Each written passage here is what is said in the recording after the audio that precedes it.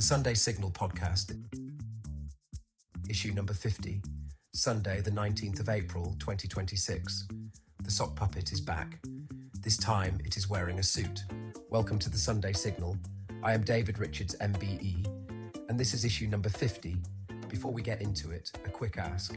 If you find this useful, please follow the show on Spotify, Apple Podcasts, or YouTube so you never miss an issue. And if something lands today, share it with one person who needs to hear it. It genuinely makes a difference. Right, on with it. 50 issues, 50 weeks of arguing that the displacement happening around us is not a future event, not a think piece topic, not something to schedule for the next strategy away day. It is happening right now, in real time, and the evidence is stacking up faster than most people are comfortable admitting. This week I want to do something I have not done in a while. I want to zoom out, all the way out, because the story I have been telling week after week about AI and disruption and who gets hurt and who wins did not begin in 2022 when ChatGPT launched. It did not begin in Silicon Valley. It did not even begin in this century.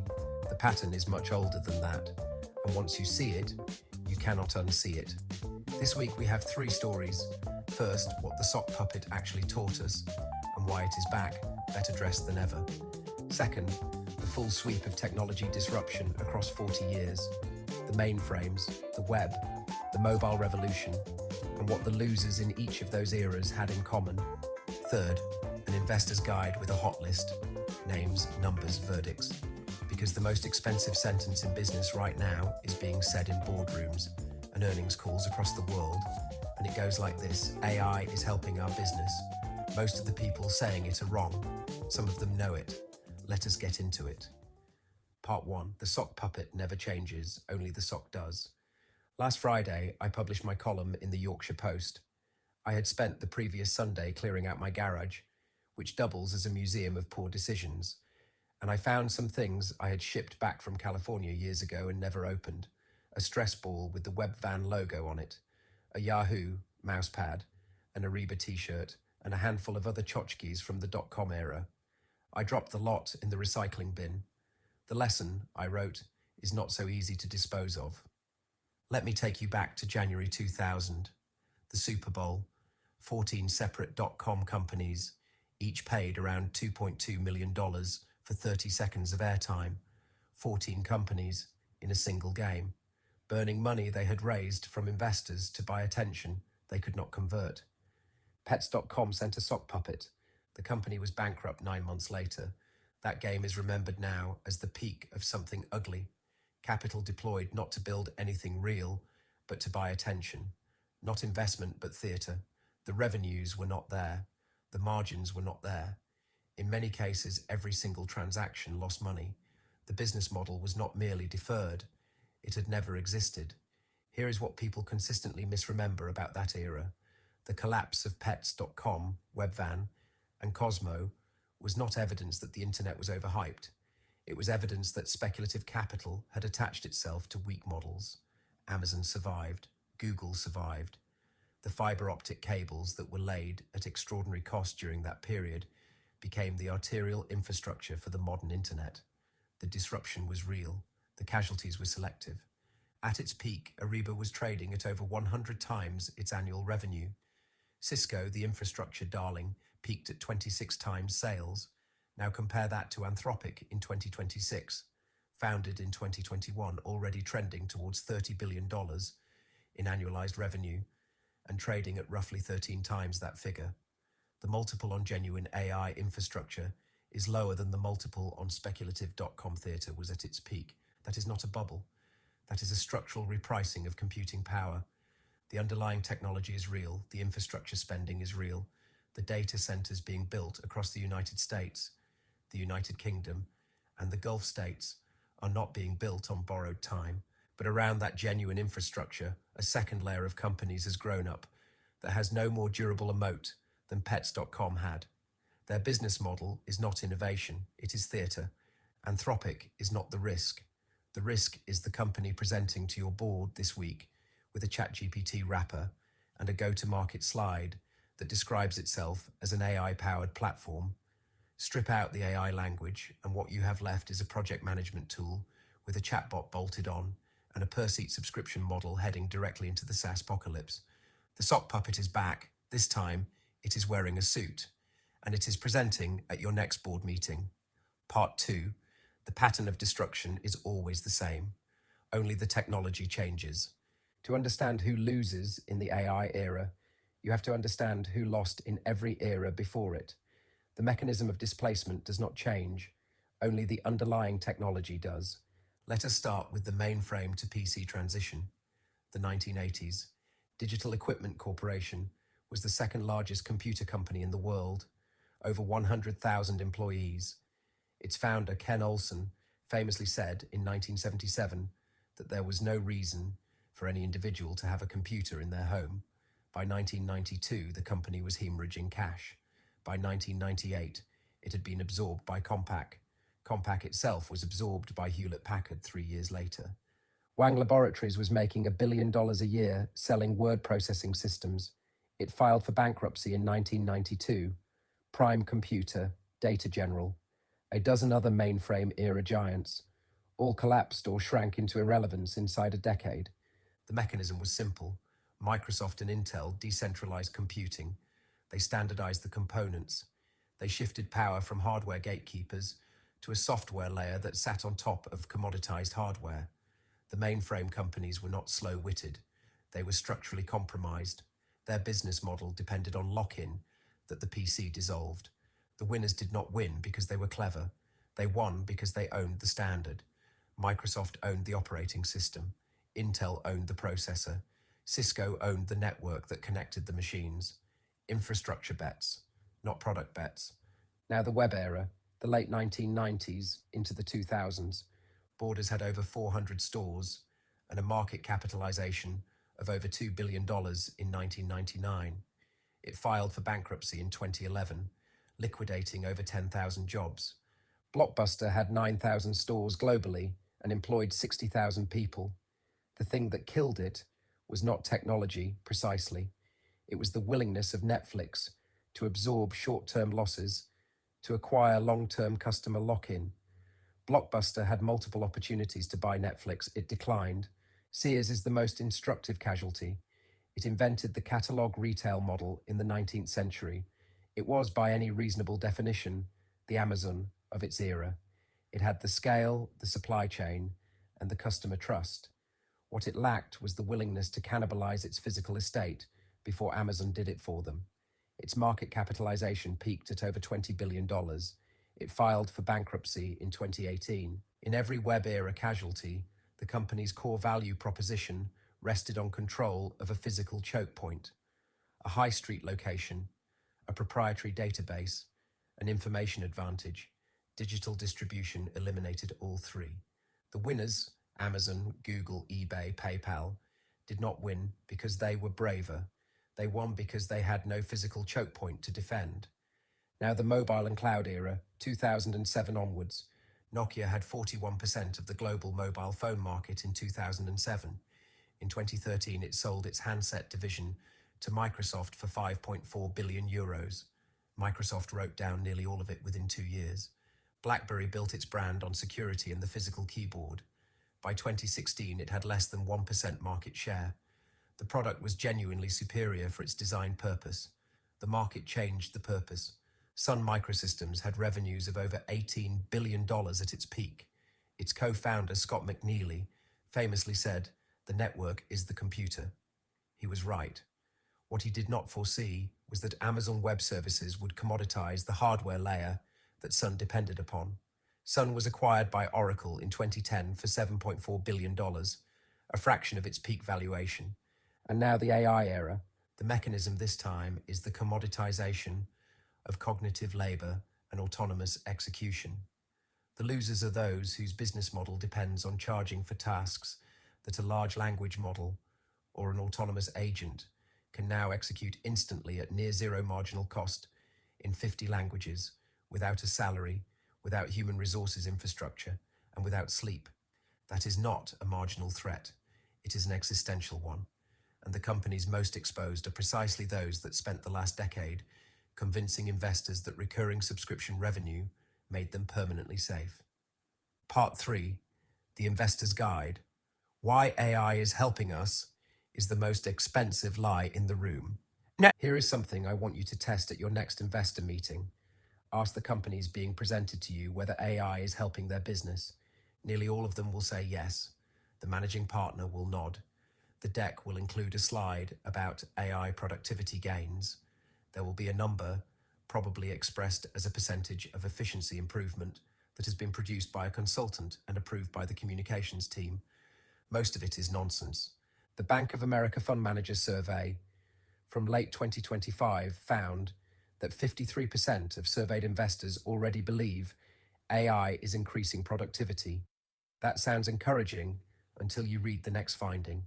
The same survey identified the AI bubble as the number one biggest tail risk for the economy and markets, cited by 45% of investors. More than half believed AI stocks were in a bubble. The most crowded trade in the market was Long Magnificent 7, held by 54% of fund management survey participants.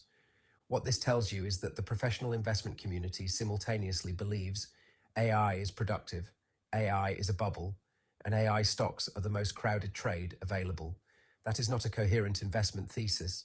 It is a collective refusal to make a decision. AI cannot help everyone. That is mathematically impossible. The productivity gains being achieved by AI native companies are coming at someone's expense. Let me give you the honest version. The SaaS apocalypse is not over. As I covered in recent issues of the Sunday Signal, February 2026 delivered what traders at Jefferies immediately christened the SaaS apocalypse. Triggered by the Claude Cowork product launch, it erased an estimated $1 trillion in software market capitalization in a matter of weeks, as investors concluded that AI agents would disrupt the traditional software as a service business model. The software as a service price to earnings multiple has compressed from 84 times during the 2020 to 2022 peak to just 22.7 times by March 2026. That is not a correction. That is a structural revaluation. Recent surveys indicate that 40% of IT budgets are being reallocated from traditional software as a service subscriptions to agentic platforms and large language model token usage. The mechanism is brutal and simple. If one AI agent can perform the work of 5 human employees, a company only needs to pay for 1 software seat instead of 5. That seat compression is no longer a theoretical risk.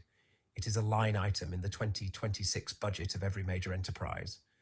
Now the hot list, starting with the companies already dying. Fiverr. The thesis was simple. Connect buyers with freelance digital labor. Fiverr shares have lost more than 60% of their value over the past year. The company's full year 2026 guidance projects revenue declines of anywhere between 12% and 3%, against analyst expectations that were substantially higher. In 2026 alone, Fiverr is down over 50%, while the S&P 500 is down just 7%. The platform is not being disrupted, it is being deleted. Teleperformance, the world's largest business process outsourcing company, Klarna publicly announced that its AI assistant has handled 2/3 of its customer service chats since launch, doing the equivalent work of 700 full-time human agents with higher satisfaction scores and a 25% drop in repeat inquiries. Teleperformance's share price has declined by over 70% from its peak. Short interest has risen to 6.4% of the stock available for trading. The market is pricing in terminal decline.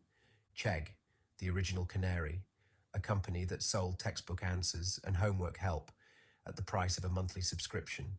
The stock has fallen from over $100 to below $1. There is no pivot available. The product was the answer is now free, and the generic software as a service platforms. Atlassian is down 35%, and Salesforce down 28%.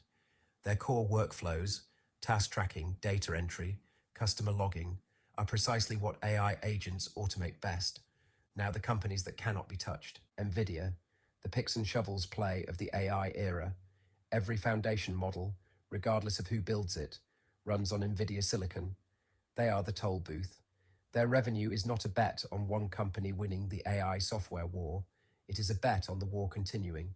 RELX owns LexisNexis and Elsevier. Initially sold off by investors who assumed ChatGPT would destroy its legal and scientific research platforms, the market was wrong. RELX owns decades of legally aggregated, deeply verified, proprietary data. A hallucinating generalist AI model cannot be used in a court case or a medical trial. RELX's data can, the Sage Group, the accounting and payroll software that underpins British businesses. You cannot rip out the software that manages your legal financial compliance simply because a new AI agent exists.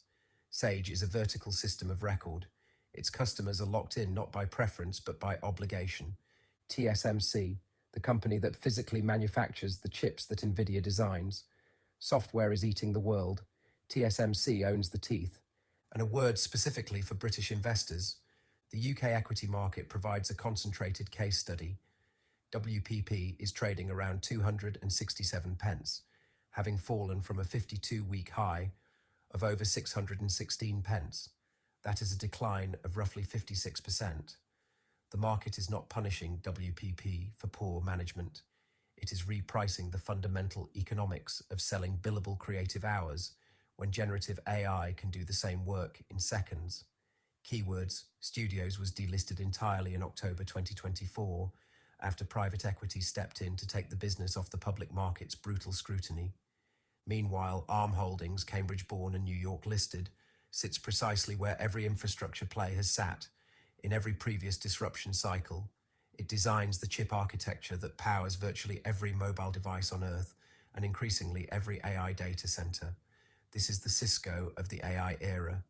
British businesses and British investors need to ask themselves an honest question. The dot-com era built the infrastructure that benefited Amazon and Google. The cloud era built the infrastructure that benefited American hyperscalers. Is British capital and British enterprise positioned to own the infrastructure of the AI era, or is it once again positioned to be a consumer of it? The layoff tracker. Week 17, 2026 year-to-date total, 338,377. Tech-specific year-to-date, 99,280. Added this week, over 3,100 confirmed. Week 17, the 12th to the 18th of April. The signal of the week is Snap. Snap filed an 8K, confirming the elimination of 1,000 roles, 16% of its 5,261 global employees, and the closure of 300 open requisitions. CEO Evan Spiegel's memo stated explicitly, "Rapid advancements in artificial intelligence enable our teams to reduce repetitive work. The company is taking a $95 to $130 million severance hit to slash its annualized cost base by $500 million. The stock closed up approximately 8%. Activist investor Irenic Capital, which holds a 2.5% stake, had been pushing for exactly this. The new baseline: you no longer have to hide behind macroeconomic headwinds. You just have to prove the algorithm does the job cheaper." While Snap dominated this week's headlines, Oracle's scale is finally in focus. Up to 30,000 roles, approximately 18% of a 162,000-person global workforce initiated via rolling 6 a.m. termination emails on March 31st. TD Cowen estimates $8 to $10 billion freed to fund Oracle's $156 billion AI data center build-out. They are trading payroll for compute. Now, the restructuring that is not AI-driven.